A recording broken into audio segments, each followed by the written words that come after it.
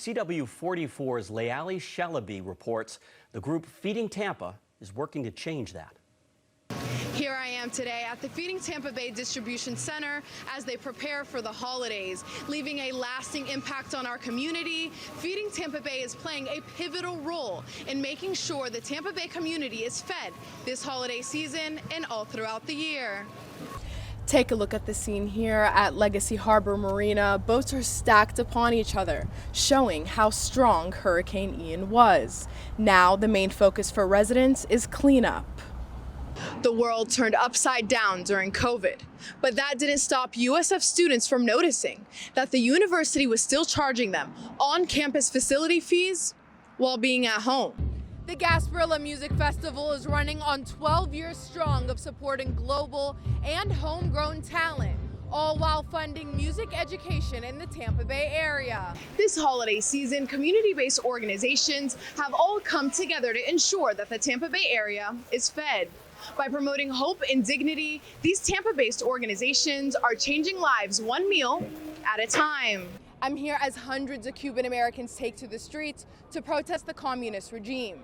We're expressing our discontent by the Cuban American community with regards to this sort of negotiation that has started between the Tampa government and the Cuban regime. Cuban Americans from all over Florida have gathered in response to a visit earlier this month made by the Cuban ambassador to Tampa.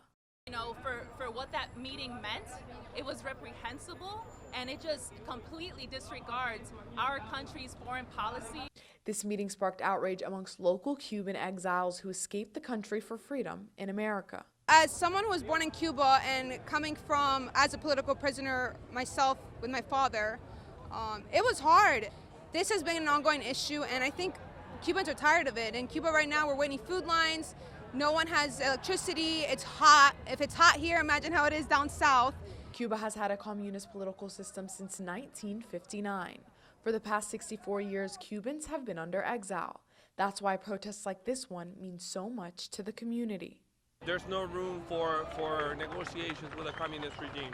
There's no room for, a even remote idea of having a Cuban consulate in Tampa, which is essentially what the negotiation was all about. Supporting the people of Tampa, we're supporting the Cuban people that have been oppressed for over 64 years, and we're here making our voices count. The asks of today's protest are for city officials that met with the Cuban ambassador to resign. In Tampa, Leali Shalabi reporting for Tampa Bay Now News. I'm here at the Grand Prix in St. Pete, where cars from all different teams have taken the track in the IndyCar season opener. Marking 2023 as the 19th annual Grand Prix in St. Pete, with an attendance of over 150,000 people, fans of all ages stood in the stands this weekend to watch their favorite teams race for the title. IndyCar's awesome! Woo!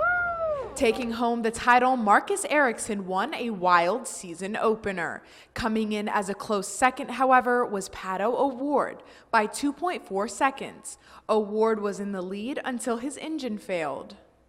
As a team, we've arrived with something that's just so much better than where we were last year. Obviously, every single track is different. You can be great one weekend, you can get to the next one and be like, where are we? But this is a great first step to where we want to be, and we're in great position to challenge in Texas and so forth. In St. Pete, Leali Shalabi for Tampa Bay Now News.